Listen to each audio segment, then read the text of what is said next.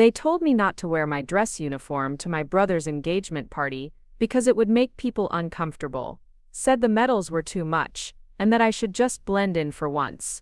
So I wore a simple black dress and watched them celebrate love while treating me like the family embarrassment. Then his fiancée pulled me aside and whispered, "Is that really a Medal of Honor in the photo on your phone?" Everything changed in that moment.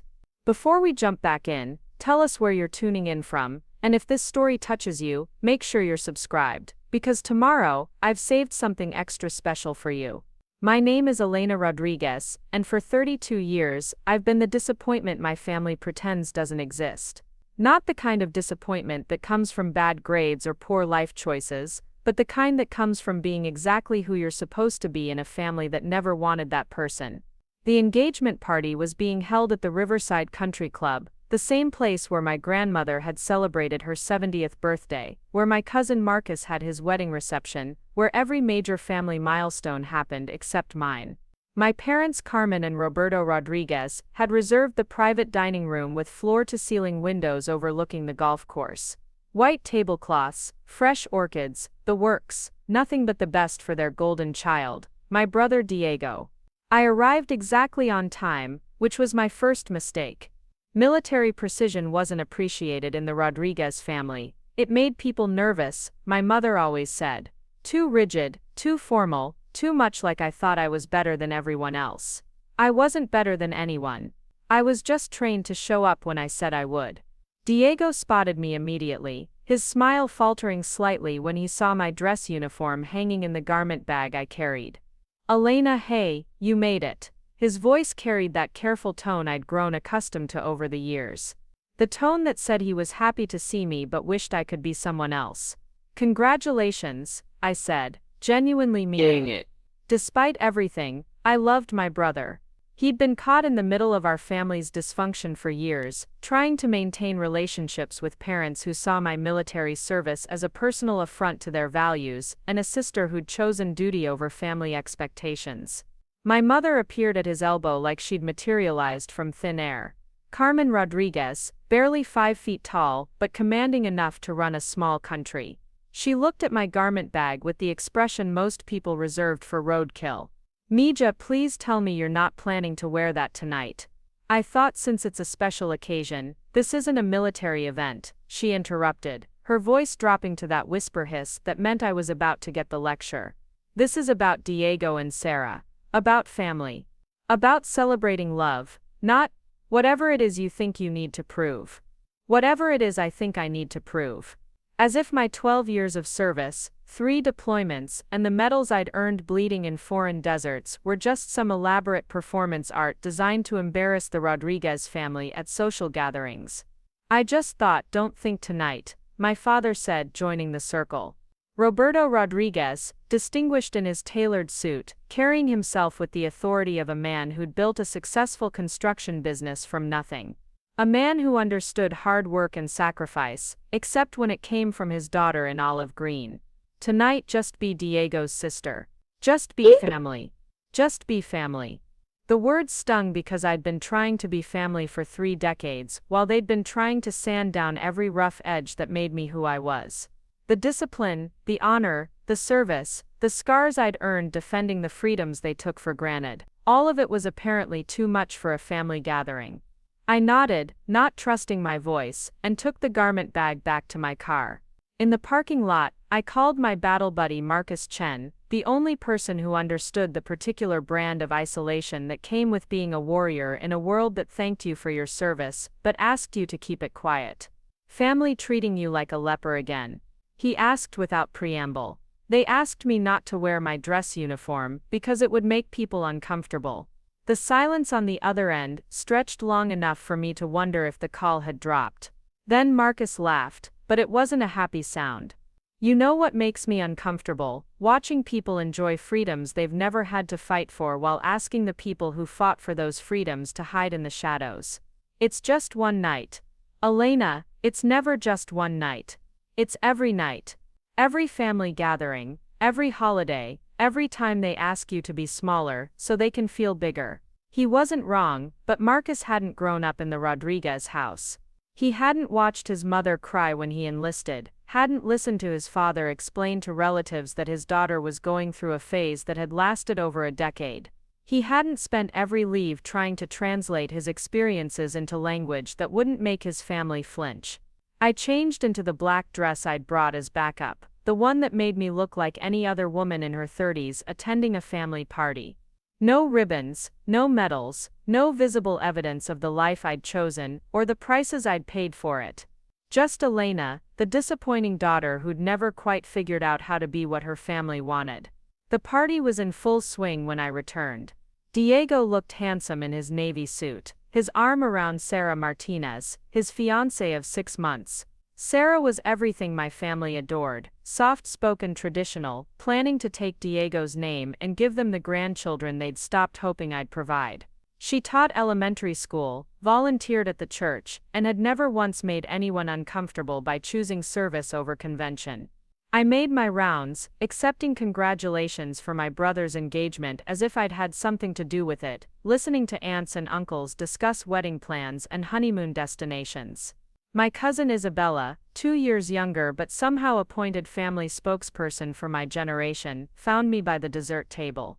"You look nice tonight," she said, which was Isabella speak for "thank God you're not wearing that military stuff." Much more approachable. As if my dress uniform was some kind of fortress designed to keep people at bay, rather than a symbol of everything I'd accomplished in service to something larger than myself. "Thanks, maybe you should dress like this more often. You know when you're ready to meet someone. Start a family. Mom was just saying how worried she is that you're getting too set in your ways." Too set in my ways at 32. Too committed to a life of service and sacrifice to settle down with someone who could handle having a warrior for a wife. Too damaged by things I couldn't talk about at family parties to be the daughter they'd wanted me to be. "I'm fine, Isabella. Are you though? I mean really, don't you ever think about what you're missing? Kids, marriage, a normal life, a normal life." The phrase followed me everywhere I went in civilian clothes, like a ghost haunting every interaction with people who'd never had to make the choices I'd made. Who'd never held a dying soldier in their arms, never had to write letters to parents explaining how their child had died serving their country, never had to come home and pretend that everything was fine, while the memories played on endless repeat. "My life is fine," I repeated. But Isabella had already moved on to discussing the wedding dress Sarah had chosen, the flowers, the venue, all the normal things normal people planned for their normal lives. I excused myself and found a quiet corner by the windows overlooking the golf course.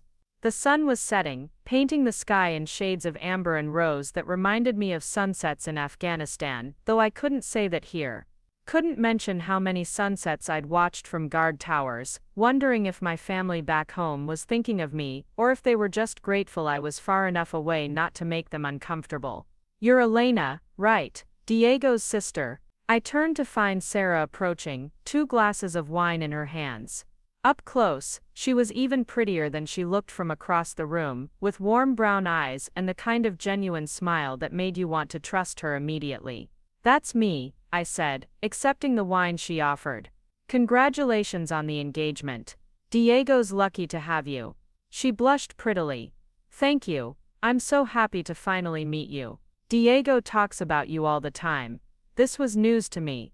In my experience, Diego mentioned me as little as possible, especially at family gatherings where my presence was more obligation than celebration. "All good things, I hope." "Are you kidding? He's so proud of you. He showed me pictures from your deployments, told me about your medals, about what you did," and she stopped abruptly, her cheeks flushing deeper.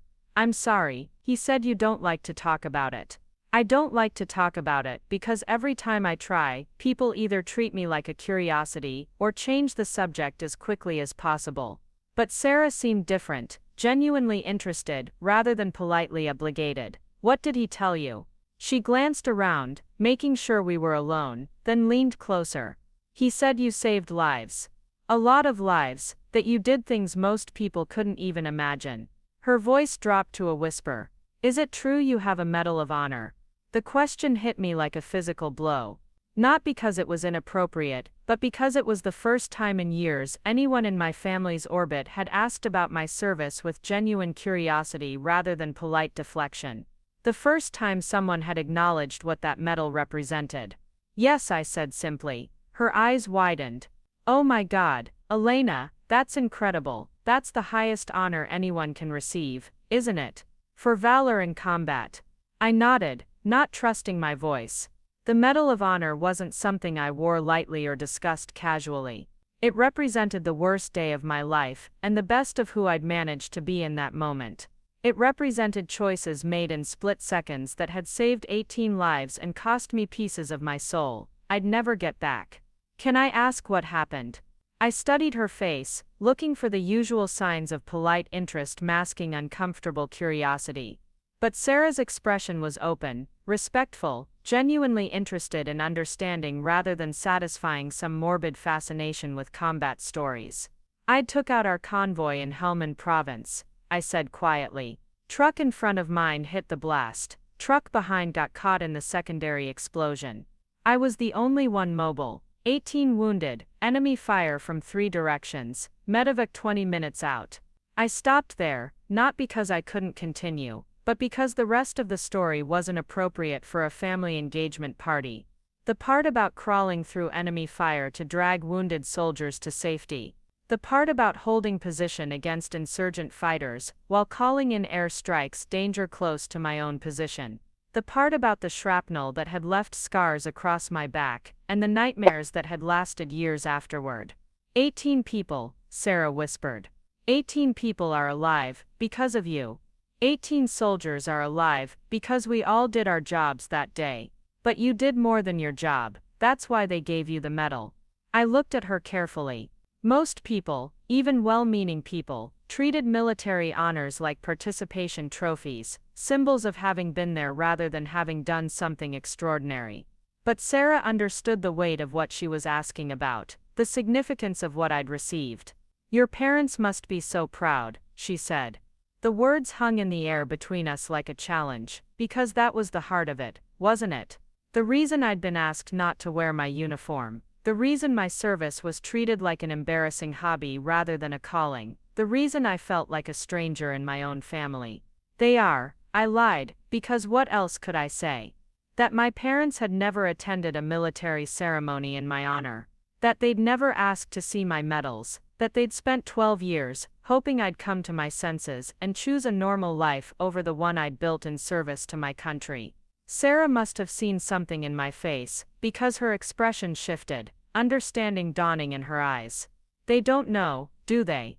About the Medal of Honor. They know I have it, they just don't know what it means. But it's the highest honor, they think it's another participation medal, something the military gives out to make soldiers feel special. The words tasted bitter in my mouth, but they were true. My parents had never researched what I'd received, never asked about the ceremony, never wanted to understand why grown men and women cried when they learned what I'd done to earn it. Sarah stared at me like I'd just told her the sky was green. Elena, the Medal of Honor isn't a participation medal, it's given for valor above and beyond the call of duty. Fewer than 4,000 people in American history have received it. You're a living legend. A living legend, who'd been asked not to wear her uniform, because it might make people uncomfortable. A living legend, whose own family treated her service like an embarrassing phase she'd eventually outgrow. Does Diego know? She asked. I mean, really know what you've done? I thought about my brother, about the careful distance he maintained between his military sister and his civilian life. He knew I'd been awarded the Medal of Honor, but like our parents, he'd never asked about the details, never wanted to understand the weight of what I'd received. Diego knows what our parents know, that I served, that I received some awards, that I came home different than when I left. Preparing and narrating this story took us a lot of time. So if you are enjoying it, subscribe to our channel. It means a lot to us. Now, back to the story. But not what you did. Not what you sacrificed. No. Sarah was quiet for a long moment processing this information.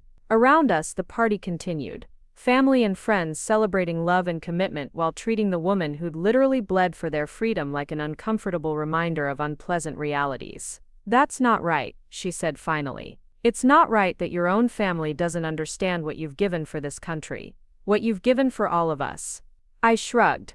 a gesture I'd perfected over years of explaining why my family's pride was always qualified, always conditional, always tinged with the wish that I'd been someone else. Military families understand military sacrifice. Civilian families understand civilian success. They're proud of Diego's business degree, Isabella's teaching career, Marcus's law practice. Those are accomplishments they can understand and celebrate. But what I did was necessary, but it's not something they want to think about. It's easier to ask me not to wear my uniform than to confront what that uniform represents. The violence, the sacrifice, the reality of what it takes to maintain the peace they take for granted. Sarah set her wine glass down with more force than necessary. That's bullshit. I blinked, surprised by the vehemence in her voice. Sweet, soft-spoken Sarah, who taught elementary school and volunteered at the church, had just sworn while discussing my family's treatment of my military service. Excuse me, it's bullshit, she repeated, her voice carrying the kind of quiet fury I'd heard from officers who'd witnessed injustice and couldn't let it stand. You saved 18 lives. You risked everything for people you'd never met, for principles that mattered more to you than your own safety. And your family treats you like you should be ashamed of it. I'd never heard anyone outside the military community defend my service with such passion, such understanding of what it meant. Certainly not someone who was about to become part of the Rodriguez family with all its complicated dynamics and unspoken rules. Sarah, no, Elena, this isn't right. You should be the guest of honor at every family gathering. Children should be asking you to tell them stories about courage and sacrifice. Your parents should be introducing you to everyone as their daughter, the Medal of Honor recipient, the hero who saved 18 lives. They're not comfortable with. I don't care what they're comfortable with. Her voice had risen slightly, and several relatives glanced in our direction. She lowered it again but maintained the intensity. You know what makes me uncomfortable? Watching a genuine American hero apologize for being heroic because her family can't handle the reality of what heroism costs. Before I could respond, she was walking away, leaving me standing by the window with my untouched wine and the strangest sensation I'd felt in years. The feeling of being truly understood by someone who hadn't earned the right through shared combat experience. I watched her cross the room to Diego, watched her whisper something in his ear that made his expression change from celebration to concern. He looked at me across the room, then at Sarah, then excused himself from the conversation he'd been having with our uncles. Elena, he said when he reached me, Sarah says you two were talking about your military service. We were. She seems upset. I glanced at Sarah, who was now standing with my parents, her posture rigid in a way that suggested she was fighting to maintain her composure. I think she was just surprised by some things she learned. What kind of things? Here it was, the moment I'd been avoiding for years. The conversation my family had been collectively dodging since the day I'd come home from my last deployment with medals they didn't want to understand and wounds they didn't want to acknowledge. She asked about my Medal of Honor. Diego's face went blank, the careful neutrality he'd perfected whenever my military service came up in family settings. Okay, what about it? She asked what I did to earn it, and I told her, which made her realize that you don't know. None of you know. He shifted uncomfortably, glancing around to make sure we weren't being overheard. Elena, we know you served with honor. We know you were brave. We just don't need the details. 18 people, Diego. What? 18 soldiers are alive today because of what I did in Afghanistan. 18 people get to go home to their families, get to celebrate engagements and weddings and birthdays and graduations, because I crawled through enemy fire to drag them to safety. 18 mothers didn't have to bury their children, because I held position against insurgent fighters while calling in airstrikes that could have killed me. Diego stared at me like I was speaking a foreign language, which in a way I was. I was speaking the language of sacrifice and valor to someone who'd lived his entire life in the safety those sacrifices had purchased. I didn't know, he said quietly, because you never asked. None of you ever asked. Across the room, I could see Sarah talking intensely with our parents, her hands moving in the animated way people gesture when they're trying to make an important point. My mother's face was a mask of polite confusion, the expression she wore when someone was discussing something she found distasteful. My father looked like he wanted to escape the conversation entirely. What is she telling them? Diego asked. Probably the same thing she told me, that I should be the guest of honor at family gatherings instead of the embarrassment you ask not to wear her uniform. Diego flinched. We never said you were an embarrassment. You didn't have to say it. You show it every time you ask me to dress down, tone down, be someone else so your civilian friends and family don't have to think about uncomfortable realities. That's not fair, isn't it? When was the last time you introduced me as your sister, the Medal of Honor recipient? When was the last time anyone in this family acknowledged what I've sacrificed for this country? He didn't have an answer because there wasn't one. In 12 years of service, 3 deployments, and more awards than I could count, my family had perfected the art of loving me while being ashamed of everything that made me who I was. Sarah's conversation with my parents was getting heated. I could see my mother's polite mask slipping, her voice rising slightly in the way it did when she felt personally attacked. My father had stepped closer, his protective instincts kicking in despite his obvious discomfort with the topic. I should go help Sarah, Diego said, but he didn't move. She doesn't need help. She needs family members who understand what she's fighting for. Which is what exactly? I looked at my brother, this man I'd loved and protected and served alongside in my heart, if not in reality, and realized that the gulf between us was wider than I'd ever imagined. Not because he didn't love me, but because he'd never tried to understand what loving me actually meant. She's fighting for my right to exist as I am in my own family. She's fighting for the idea that my service should be honored rather than hidden. She's fighting for 18 soldiers she's never met because she understands that what I did for them was worth celebrating rather than downplaying.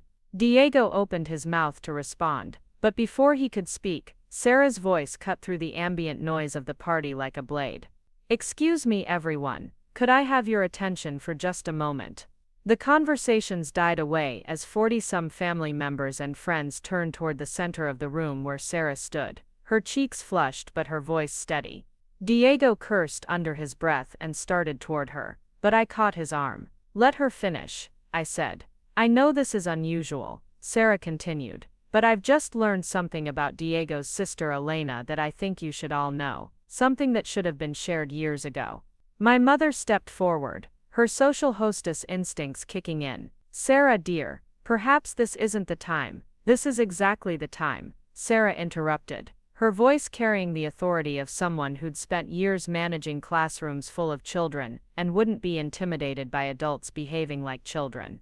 Because I've just discovered that we have a genuine American hero in our midst, and she's been asked to hide that fact so the rest of us could feel more comfortable. The room went dead silent. I could feel every eye in the place turning toward me, could sense the collective discomfort of people who just realized they were about to have a conversation they'd been avoiding for over a decade.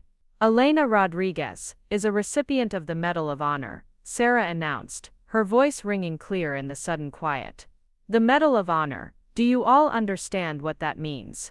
More uncomfortable shifting, more glances in my direction.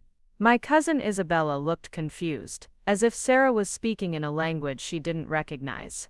My uncles and aunts exchanged the kind of looks people share when someone is making a scene at what should be a pleasant family gathering.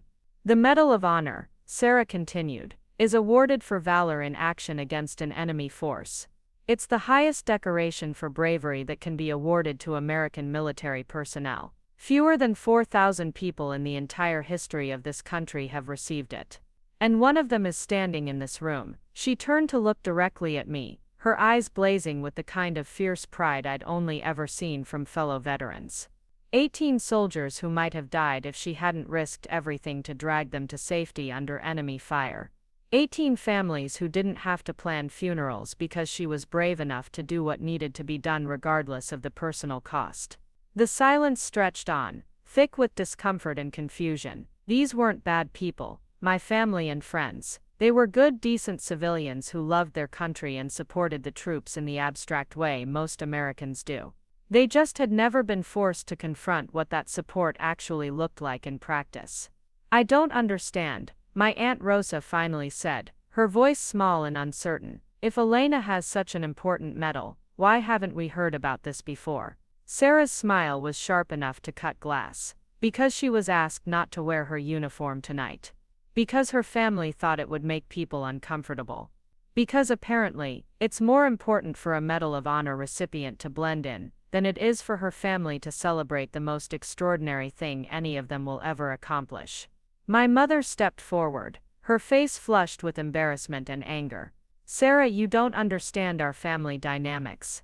I understand that your daughter is a hero, and you've spent 12 years treating her like she should be ashamed of it. The words hit the room like a physical blow. Several people gasped audibly. My father's face went through several color changes.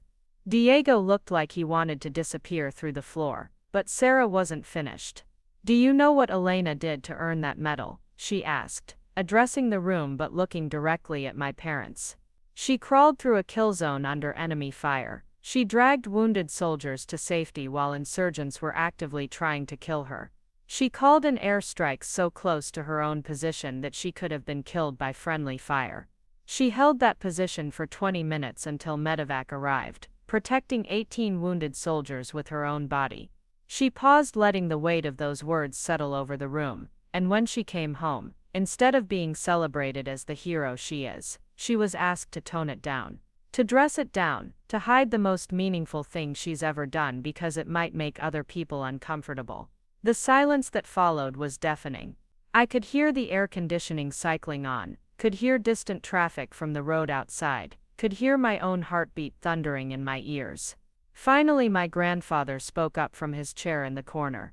Eduardo Rodriguez, 93 years old and sharp as the day he'd immigrated from Mexico, with nothing but determination and hope for a better life for his family.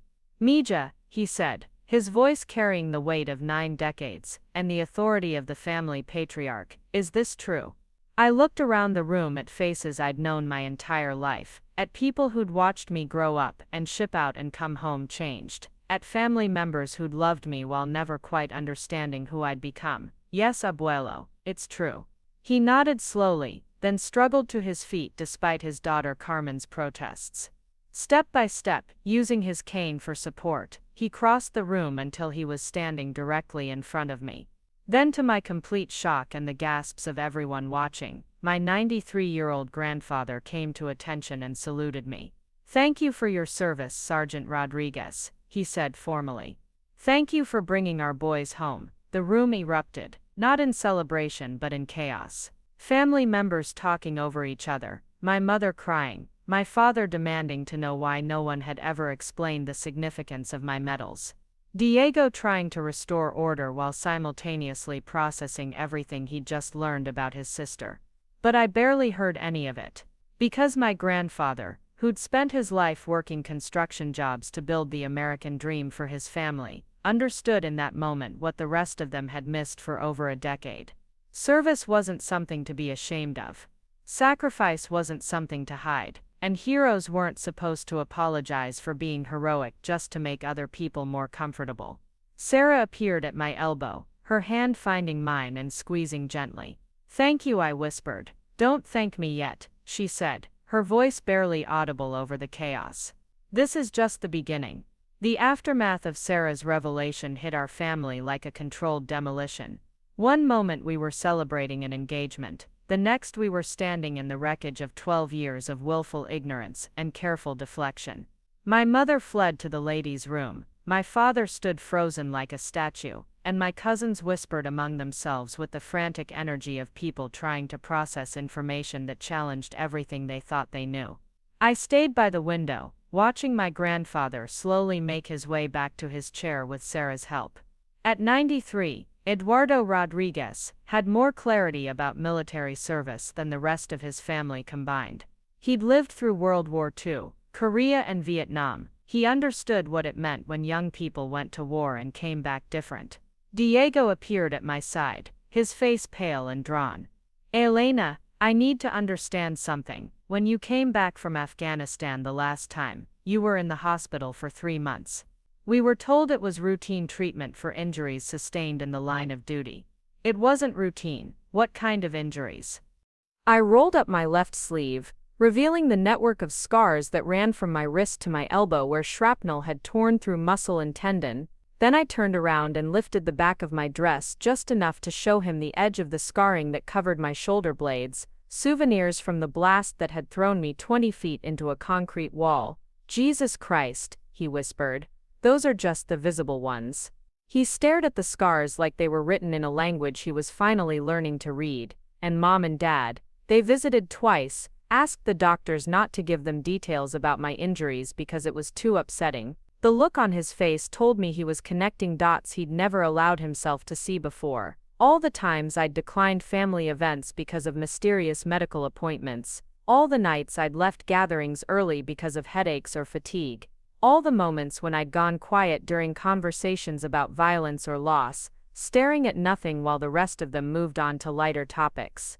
The nightmares, he said suddenly. When you stay over for holidays, I hear you sometimes, talking in your sleep. PTSD doesn't take holidays off. Why didn't you tell us? Why didn't you explain what you were going through? I looked at him carefully, this brother I'd loved and protected from a distance, trying to decide how much truth he could handle. Because every time I tried to talk about what happened over there, someone changed the subject. Every time I mentioned a therapy appointment or a doctor's visit, someone suggested I focus on more positive things. Every time I tried to be honest about what the war cost me, someone reminded me how lucky I was to come home alive. Diego's face crumpled. We were trying to help you move on. You were trying to help yourselves feel better about sending me somewhere you didn't want to think about. Across the room, Sarah was engaged in what appeared to be an intense conversation with my parents. My mother had returned from the ladies' room with fresh makeup and renewed composure, but I could see the tension in her shoulders, the way she held herself when she felt cornered. My father stood beside her with his arms crossed, his default position when confronted with problems he couldn't solve with money or connections. What do you think she's saying to them? Diego asked. Probably the same thing she said to me. That I shouldn't have to hide who I am to make other people comfortable. She's right. I turned to stare at him. What? She's right, about all of it. We've been asking you to be someone else for 12 years, and we justified it by telling ourselves we were protecting you from unwanted attention, but really we were protecting ourselves from having to think about what you went through. It was the first time anyone in my family had acknowledged the fundamental dishonesty of our relationship. The way they'd insisted on loving me while rejecting the experiences that had shaped me. The way they'd celebrated my homecoming while asking me to leave the war behind in ways that weren't psychologically or emotionally possible. I don't know how to fix this, he said quietly. I'm not sure it can be fixed. Don't say that. Diego, I've spent 12 years trying to fit into spaces that weren't designed for who I became, trying to translate experiences that don't have civilian translations. Trying to be the daughter and sister you wanted me to be while pretending that the most meaningful part of my life never happened. He was quiet for a long moment, processing this. Around us the party had fractured into small groups having intense whispered conversations. Some family members were asking questions they should have asked years ago. Others were defending my parents' handling of my military service. A few were quietly leaving, uncomfortable with the direction the evening had taken. The Medal of Honor ceremony, he said suddenly. You went alone. I invited all of you, but you said it would be too hard to travel to Washington, D.C. on short notice, that you couldn't take time off work, that the ceremony would probably be boring and we could celebrate when I got home. And when you got home, you took me to dinner at Romano's and talked about Isabella's new boyfriend and Dad's latest construction project. The medal never came up. Diego closed his eyes. We didn't understand. You didn't want to understand. There's a difference. Sarah's conversation with my parents had drawn a crowd. My aunts and uncles were listening with the fascination of people watching a car accident unfold in slow motion. I could see my mother's face getting redder with each exchange, could see my father's jaw tightening in the way it did when he felt his authority being challenged. I should go help her, Diego said. She doesn't need help. She needs witnesses. What? Look around, Diego. Really look. Half this room is finally asking questions they should have asked years ago. The other half is watching your fiancé defend me with more passion than my own family has ever shown. Which side of this do you want to be on? He studied the room, taking in the dynamics I'd been observing for the past 20 minutes. The family members who were quietly approaching my grandfather to ask about my service. The cousins who were Googling Medal of Honor recipients on their phones. The aunts who were whispering about how they'd never understood why I seemed so distant at family gatherings. I want to be on the side that's proud of you, he said finally. Then you need to decide what that looks like. Sarah's voice cut through the ambient noise again, though this time she wasn't addressing the room. She was speaking directly to my mother, but her words carried in the sudden quiet that had fallen over our corner of the room. Rodriguez, with all due respect, your daughter didn't choose to be a hero for the recognition. She chose to be a hero because 18 people needed someone to save them, and she was the person in position to do it. The recognition is just society's way of acknowledging that her choices that day were extraordinary. My mother's response was too quiet to hear, but Sarah's was crystal clear. No ma'am, I don't think you do understand. Because if you understood what the Medal of Honor represents, you would never have asked her to hide it.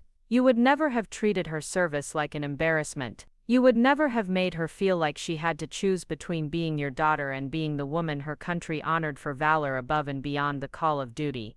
The conversation was drawing more listeners now. Family members were gravitating toward the discussion like metal filings to a magnet, sensing that something fundamental was shifting in the Rodriguez family dynamics. My father finally spoke up, his voice carrying the frustrated authority of a man who'd built a successful business by solving problems efficiently. Sarah, I appreciate your passion, but you don't know our family history. You don't know how hard it's been to watch Elena struggle with what she went through over there. Struggle how? The nightmares, the therapy appointments, the times she'd just disappear for days without explanation. We were trying to help her heal by focusing on positive things, on moving forward. Sarah's laugh was sharp and humorless. Mr. Rodriguez, Elena wasn't struggling because of what she went through over there. She was struggling because she came home to a family that asked her to pretend it never happened. The accusation hung in the air like smoke. Several people shifted uncomfortably. My cousin Marcus, the lawyer, cleared his throat in the way he did when he was about to play devil's advocate. Sarah, I think what Uncle Roberto is trying to say is that we were concerned about Elena's mental health. PTSD is a serious condition, and we didn't want to trigger episodes by asking her to relive traumatic experiences. And who made that decision? Did Elena ask you not to talk about her service? Did her therapist recommend that the family avoid discussing her military experiences? Or did you decide on your own that it would be easier for everyone if you just didn't acknowledge the most significant thing that's ever happened to any member of this family? Marcus opened his mouth to respond, then closed it, because the answer was obvious to everyone in the room.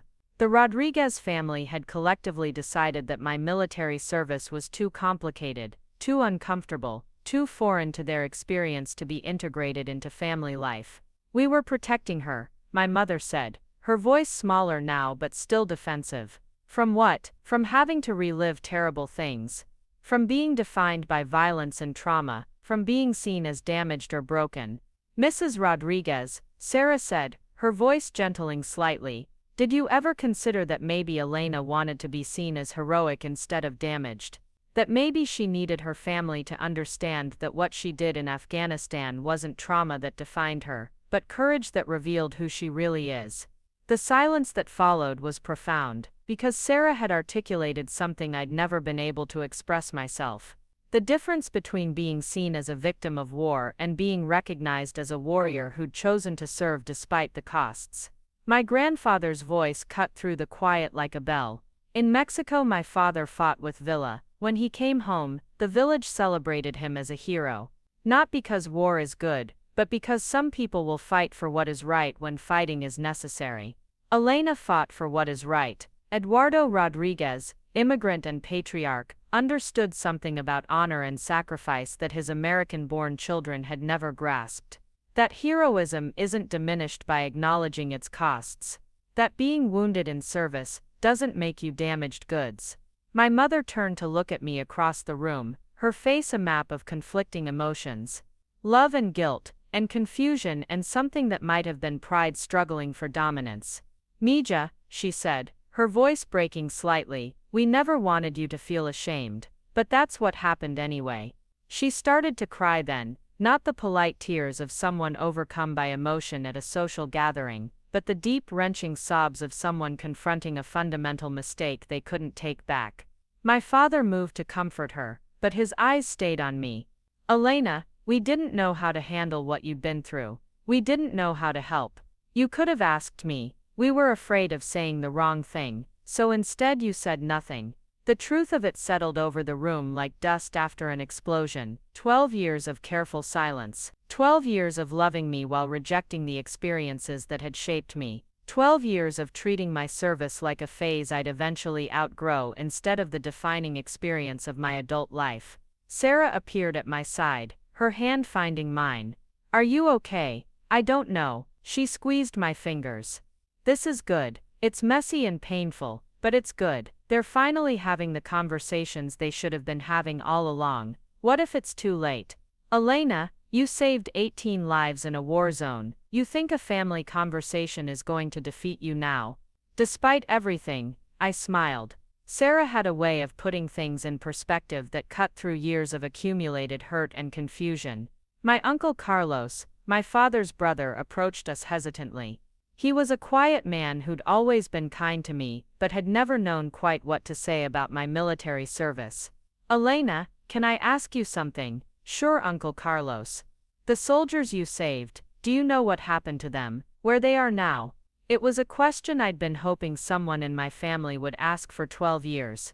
I keep in touch with most of them. 3 became teachers, 2 went to medical school, 1 started a non-profit for veterans. 4 of them have kids who call me Tia Elena even though we're not related. His eyes widened. They consider you family. We are family. When you save someone's life, when they save yours, when you serve together in combat, you become something closer than friends.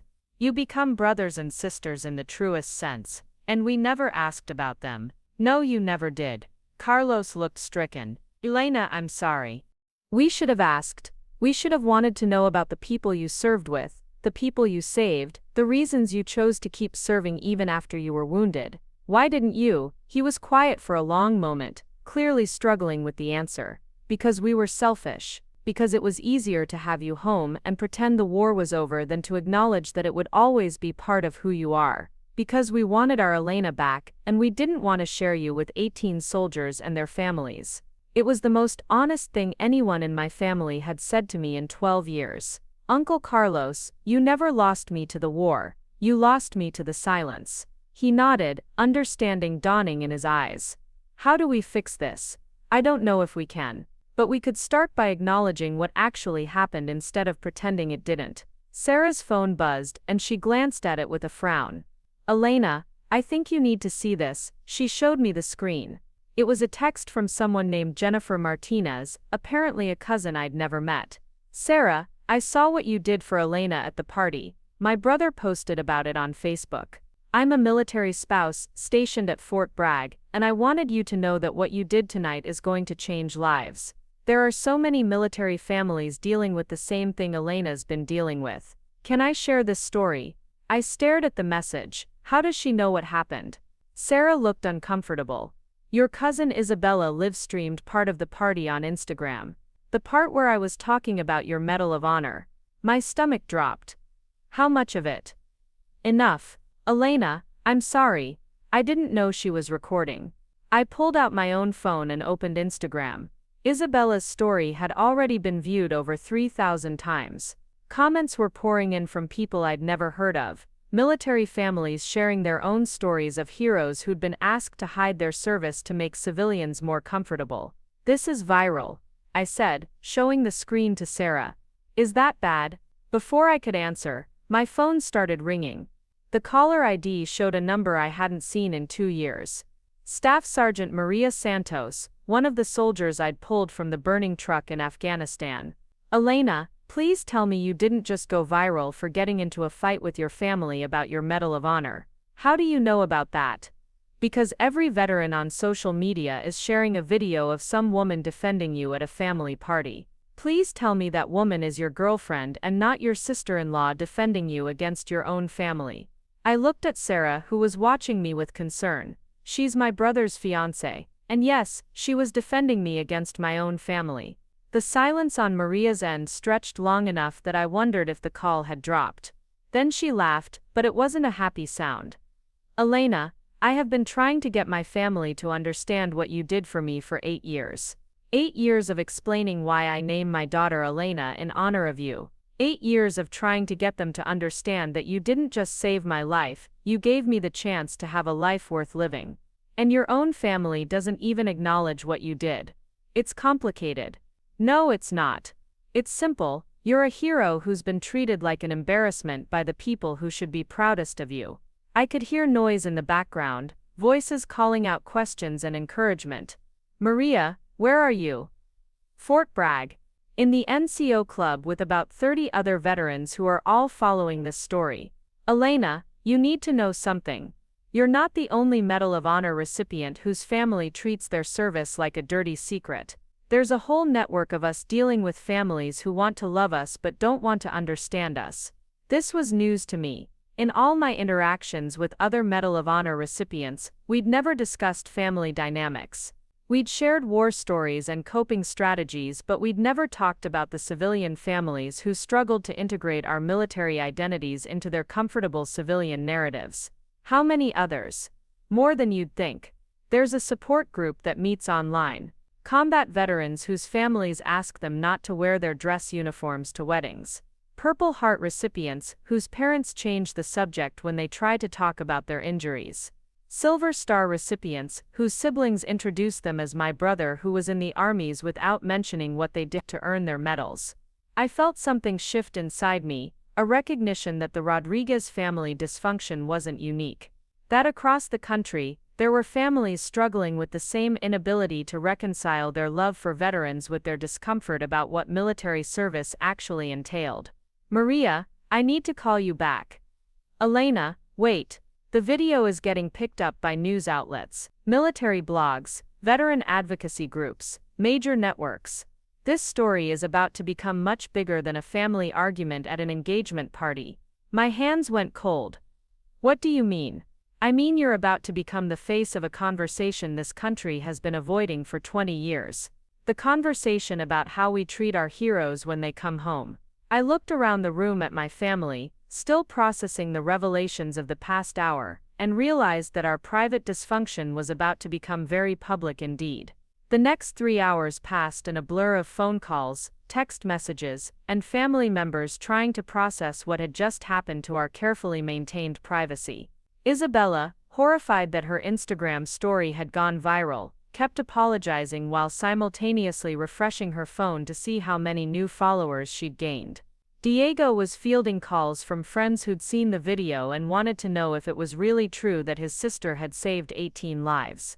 My parents had retreated to a quiet corner where they were having what appeared to be a very intense conversation about things they'd never discussed in 12 years of marriage. Sarah remained at my side through all of it, her presence a steady anchor in the chaos. When reporters started calling the country club trying to get comments about the Medal of Honor family confrontation, she was the one who spoke to the manager about privacy and security. When my phone died from the constant notifications, she was the one who drove to the store to buy a charger. You don't have to do this, I told her as we sat in her car outside CVS. This wasn't supposed to be your fight. Elena, the moment I decided to marry into your family, your fights became my fights. Besides, this isn't just about you anymore. She was right. My phone, now charged and functional again, showed messages from veterans across the country, sharing their own stories of family members who struggled to acknowledge their military service. Purple Heart recipients, whose parents asked them to cover their scars at family gatherings. Combat veterans whose siblings changed the subject whenever they tried to process their deployment experiences. Medal of Honor recipients, whose families treated their awards like participation trophies rather than recognition for extraordinary valor. There's a support group, I told Sarah, scrolling through the messages. For military families dealing with these issues. The civilian families, I mean. Parents and spouses and siblings who want to be supportive but don't know how to handle the reality of what their loved ones went through. What kind of support? Education mostly, learning what different medals and ribbons mean. Understanding the difference between being wounded and being broken. Learning how to ask questions about military service without being intrusive or triggering. Sarah was quiet for a moment, processing this information. Your parents would never admit they need help, understanding how to support you. Not publicly, but privately, maybe. My phone buzzed with another call. This time it was a number I didn't recognize with a Washington, D.C. area code. Sergeant Rodriguez. This is Colonel Patricia Hayes from the Department of Defense Public Affairs Office. I'm calling about the video that's been circulating on social media. My stomach dropped. Yes, ma'am. First, let me say that the Department of Defense stands behind your service and your right to be proud of your accomplishments. Second, we'd like to offer you some media support if you decide to make any public statements about this situation. Media support. The story has been picked up by CNN, Fox News, and MSNBC. The Associated Press is running a feature about military families and the challenges of reintegration. Your story is resonating with people across the country who've dealt with similar situations. I looked at Sarah, who was watching me with concern and curiosity. Colonel, I'm not sure I want to be the poster child for dysfunctional military families. Sergeant Rodriguez, with respect, you're not the poster child for dysfunction. You're the poster child for service members who've been asked to minimize their sacrifices to make other people more comfortable. There's a difference. She was right, and we both knew it. The video that had gone viral wasn't about a family argument. It was about a fundamental disconnect between the way America talks about supporting the troops and the way America actually treats individual veterans when they come home with visible and invisible wounds. What kind of media support? I asked. Press secretary backup if you decide to make statements. Fact-checking support to ensure accurate reporting about your service record. Connection with other Medal of Honor recipients who've dealt with similar family dynamics. Essentially, we want to make sure that if you choose to speak publicly about this, you're not doing it alone. The offer was tempting, but it also felt like crossing a line from private citizen to public figure that I wasn't sure I wanted to cross. Can I think about it? Of course. But Sergeant Rodriguez, the conversation is happening with or without you. The question is whether you want to have some control over how your story is told. After she hung up, Sarah and I sat in the parking lot watching the sun set behind the strip mall, both of us processing the rapid transformation of a family argument into a national conversation. What are you thinking? She asked. I'm thinking that I joined the army to serve my country, not to become famous for having a dysfunctional family. But what if your family isn't as dysfunctional as you thought? What if you're just the first one brave enough to name what lots of military families deal with? I considered this. The messages on my phone suggested that the Rodriguez family dynamics weren't unique. That across the country, there were veterans whose civilian families struggled to integrate their military experiences into family life. Who were asked to tone down their service, dress down their awards, minimize their sacrifices for the comfort of people who'd never worn a uniform. If I do this, if I start talking publicly about military families and reintegration issues, there's no going back. Our private business becomes public business. Elena, your private business became public business the moment Isabella hit share on her Instagram story. The question now is whether you're going to let other people control the narrative or whether you're going to tell your own story. She was right again. The story was already out there, being shared and discussed and analyzed by thousands of people. The choice wasn't whether to go public. The choice was whether to participate in the conversation or let it happen without me. My phone rang again. This time it was Diego. Elena, where are you? Mom and Dad want to talk to you. To apologize. For what? For 12 years of not understanding what your service meant. For asking you to hide who you are. For treating your Medal of Honor like it was something to be ashamed of instead of something to be proud of. I closed my eyes. Diego, I can't come back to the party right now. There are reporters calling the country club. This thing has gotten way bigger than a family argument. I know, we're handling it. But Elena, Mom just spent an hour Googling Medal of Honor recipients. She's reading stories about what you did in Afghanistan. She's finally understanding what Sarah was trying to tell her. And she's devastated. She realizes that she's been asking you to hide the most important thing you've ever done because she couldn't handle thinking about what it cost you. Through the phone, I could hear the ambient noise of the party winding down. Family members saying goodbye, making plans to continue conversations that should have happened years ago. What does she want from me, Diego?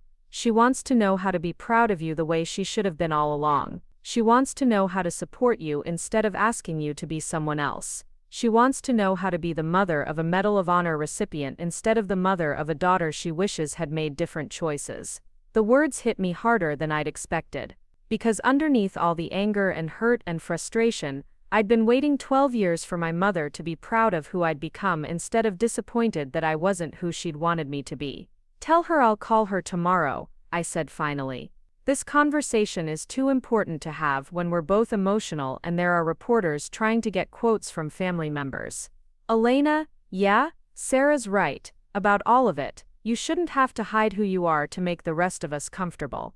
And I'm sorry it took a stranger defending you for us to realize what we've been asking of you. After he hung up, Sarah and I drove back to her apartment in comfortable silence. The evening had been a controlled demolition of 12 years of family dynamics, and we both needed time to process the rubble. Do you regret what you did tonight? I asked as we pulled into her parking space. Do you? I thought about it. The confrontation, the viral video, the national conversation that was apparently brewing about military families and reintegration challenges. The media attention, the Department of Defense calling to offer support, the realization that my family's dysfunction wasn't as unique as I'd thought. No, I said finally. I regret that it took 12 years and a public confrontation for my family to understand what my service meant. But I don't regret finally having the conversation. Good, Sarah said, because tomorrow, we're going to figure out how to have it with the rest of the country.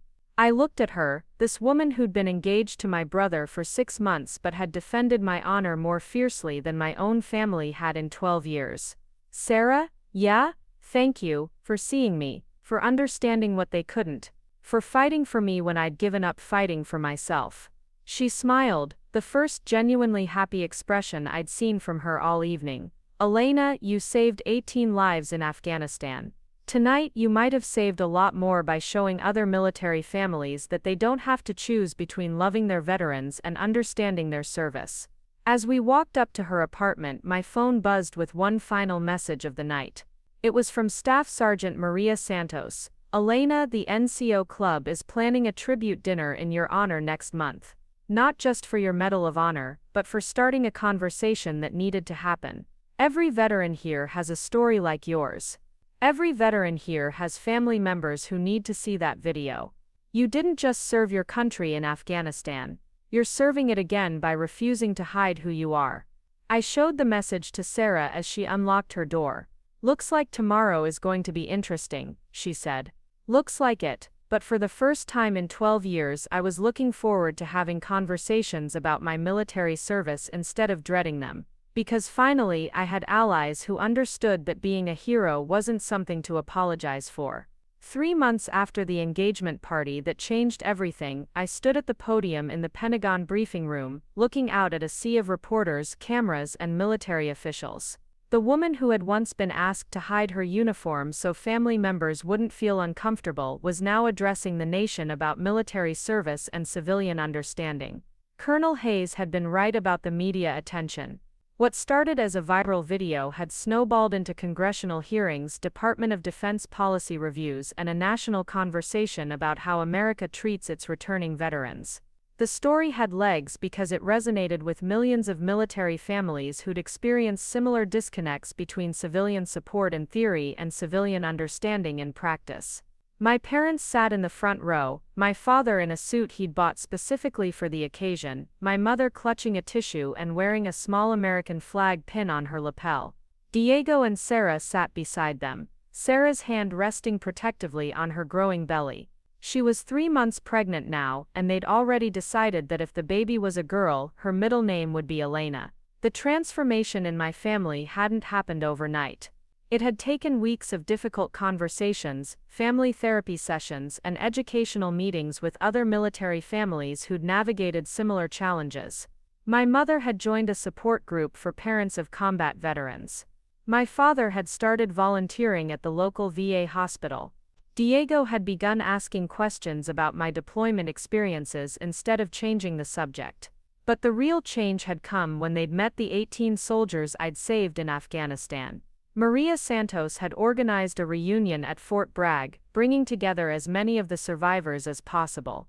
When my parents saw these men and women introduce their children to me as Tia Elena who saved Daddy's life, when they heard grown soldiers cry while describing what I'd done for them, when they finally understood that my Medal of Honor represented not just personal courage but the reason 18 families were still whole, everything shifted.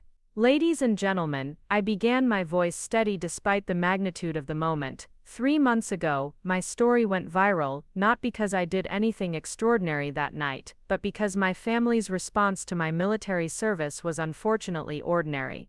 A murmur went through the crowd.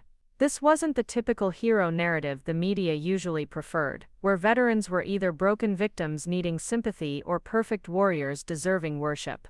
This was more complicated, more honest, more real. The Medal of Honor I received represents the actions of one day in Afghanistan. But the conversation we're having today represents the actions of 12 years at home. 12 years of a family who loved me but didn't know how to love the person military service had shaped me to become. In the audience I could see other Medal of Honor recipients nodding. We'd formed an informal support network over the past months, sharing stories of families who struggled to integrate our military identities into their civilian narratives. The problem was more widespread than anyone had realized. The Department of Defense has announced today the creation of the Military Family Integration Initiative, a comprehensive program designed to help civilian families understand and support their veterans. This isn't about blaming families for not knowing how to handle something they've never experienced. This is about giving them the tools to bridge the gap between loving their veterans and understanding their service. The initiative had been my idea, developed with input from hundreds of military families who'd reached out after the video went viral. It included educational resources about military awards and decorations, counseling services for families struggling with reintegration issues, and peer support networks connecting civilian family members with others who'd navigated similar challenges. But this initiative isn't just about education, it's about changing the conversation from supporting the troops to understanding the troops. From thanking us for our service to asking what our service meant. From treating military awards as abstract symbols to understanding them as recognition for specific acts of courage, sacrifice, and skill. After the press conference, I found my family waiting in the Pentagon parking lot. My grandfather, now 94 and still sharp as ever, was holding court with several reporters who'd been fascinated by his perspective on military service and family honor. "Mija," my mother said, approaching me with tears in her eyes, "I watched you up there speaking to all those important people about important things, and I realized something." "What's that, Mom?" "I realized that I spent 12 years being ashamed of the wrong thing. I should have been ashamed of not understanding you, not ashamed of what you'd done to earn that medal." The words hit me harder than I'd expected. This was the conversation I'd been waiting for since I came home from Afghanistan, the acknowledgement that my service was something to be proud of rather than something to minimize. "I'm proud of you now," she continued. "Not just because you're my daughter, but because you're a hero who refused to let anyone, including your family, diminish what you'd accomplished." My father joined us, looking uncomfortable in the way he always did when forced to discuss emotions publicly. "Elena, your mother and I have been talking about the mistakes we made, the things we should have said, the questions we should have asked." "Dad, let me finish. We were wrong about all of it. We thought we were protecting you by not making you relive what happened over there. But we were really protecting ourselves from having to confront what you'd gone through for our freedom." He paused, struggling with words that didn't come easily to a man who'd spent his life solving problems with action rather than conversation. "We're going to do better. We're going to learn what we should have learned 12 years ago. And we're going to make sure your nephew or niece grows up knowing exactly what kind of hero their aunt is." Sarah approached, her hand resting on her stomach in the unconscious gesture of pregnant women everywhere. "Elena, there's someone here who wants to meet you." She gestured toward a young woman in army dress uniform, probably mid-20s, wearing the ribbons of someone who'd seen combat but hadn't yet earned the kind of recognition that changed how people looked at her. "Sergeant Rodriguez. I'm Lieutenant Jennifer Walsh. I wanted to thank you for what you did today. I'm not sure I understand. I'm going home to Ohio next week for my sister's wedding." Last month, my family asked me not to wear my dress uniform because it might upstage the bride. After seeing your press conference, I called my sister back and told her I'd be wearing my uniform with pride, and if she had a problem with that, she could explain to her future in-laws why honoring military service was less important than avoiding awkward conversations. She smiled, the expression of someone who'd found her courage by watching someone else find theirs. And she said she'd be honored to have a soldier in uniform at her wedding. Turns out she was just repeating what my parents had told her to say. When she actually thought about it, she realized how ridiculous it was to ask a veteran to hide her service at a family celebration. I shook her hand, recognizing something of my younger self in her earnest determination to bridge the gap between military and civilian worlds. Lieutenant Walsh, your service matters. Your sacrifice matters, and you should never have to apologize for either one. Yes, ma'am, I won't. As she walked away, Sarah moved closer. That's going to be happening a lot, isn't it? Veterans finding their voices, because you found yours.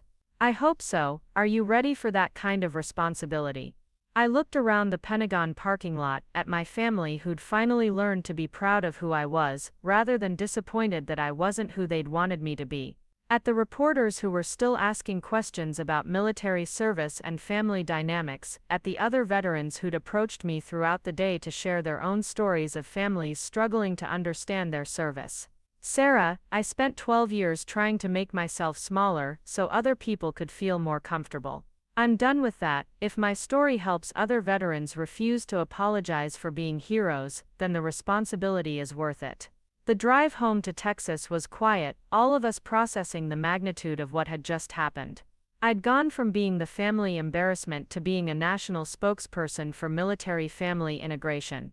The woman who'd been asked not to wear her uniform to an engagement party had just addressed the nation from the Pentagon. But the real victory wasn't the media attention or the policy changes or the recognition from military leadership. The real victory was sitting in the back seat of Diego's SUV, listening to my father explain to my mother what different military ribbons meant, watching her take notes on her phone like she was studying for an exam. Elena, my mother said, turning around to face me, when we get home, will you show me all your medals? I want to understand what each one represents. I want to know the stories behind them. Mom, some of those stories are hard to hear. Good, they should be hard to hear. Easy stories don't require medals. 6 months later, I stood in the same diner where Sarah had first asked about my Medal of Honor, but this time I wasn't there as a guest at someone else's celebration. I was there for the opening ceremony of the Elena Rodriguez Military Family Resource Center, a facility designed to help military families navigate the challenges of reintegration and understanding. The diner had been renovated and expanded, transformed from a simple restaurant into a comprehensive support center, with meeting rooms, counseling offices, and educational facilities. The original dining room had been preserved, including the booth where Sarah had defended my honor to a room full of family members who'd needed to hear what she was saying. My parents cut the ribbon together, my father in his best suit, my mother wearing a small Medal of Honor pin on her jacket. Diego and Sarah stood beside them, their 6-month-old daughter Elena Maria, sleeping peacefully in Sarah's arms. The baby had been born on Veterans Day, a coincidence that my family now treated as providential rather than awkward. This center exists because of a conversation that should have happened 12 years ago, I said, addressing the crowd of military families, veterans and community members who'd come for the opening. It exists because love isn't always enough. Sometimes love needs education, support, and the courage to ask difficult questions. In the audience, I could see Lieutenant Walsh, now Captain Walsh, sitting with her parents who'd driven down from Ohio for the ceremony. They were wearing Veterans of Foreign Wars pins and asking detailed questions about military honors, transformed from people who'd once asked their daughter to hide her service into advocates for veteran recognition. Maria Santos was there with her daughter, 8-year-old Elena Santos, who'd insisted on wearing her Girl Scout uniform because Tia Elena always wears her uniform when she does important things. The little girl had never known a world where my military service was something to be ashamed of because her mother had raised her to understand that heroes come in different forms. But the most meaningful presence was my grandfather, now 95 and using a wheelchair but still sharp enough to understand the significance of what we were celebrating. He'd lived long enough to see his granddaughter go from family embarrassment to national hero, from someone asked to hide her service to someone honored for refusing to hide it. Mija, he said when I knelt beside his wheelchair after the ceremony, your abuela would be proud. She always said the Rodriguez family was meant for great things. Abuelo, I just did my job. No, Mija, your job was to serve your country. Your choice was to refuse to let anyone make you ashamed of that service. There's a difference. As the reception continued around us, I thought about the journey from that engagement party to this moment. The viral video that had started as a family argument and become a national conversation. The policy changes that had emerged from personal pain. The families who'd found the courage to bridge the gap between civilian love and military understanding. My phone buzzed with a text from Colonel Hayes. Elena, the president wants to meet with you next week about expanding the military family integration initiative nationwide. Are you interested? I looked around the room at my family, finally proud of who I was, instead of disappointed that I wasn't someone else. At Sarah, who'd defended my honor when I'd stopped defending it myself. At the veterans and military families who'd found their voices because I'd finally found mine. Interested, I typed back. Because this wasn't the end of the story, it was just the beginning. The beginning of a conversation that should have started the day I came home from Afghanistan but had taken 12 years and a viral video to finally begin. The beginning of a movement to help military families understand that loving veterans means understanding their service, not asking them to hide it. The beginning of a world where no veteran would ever again be asked to apologize for being a hero. Up next, you've got 2 more standout stories right on your screen. If this one hit the mark, you won't want to pass these up, just click and check them out.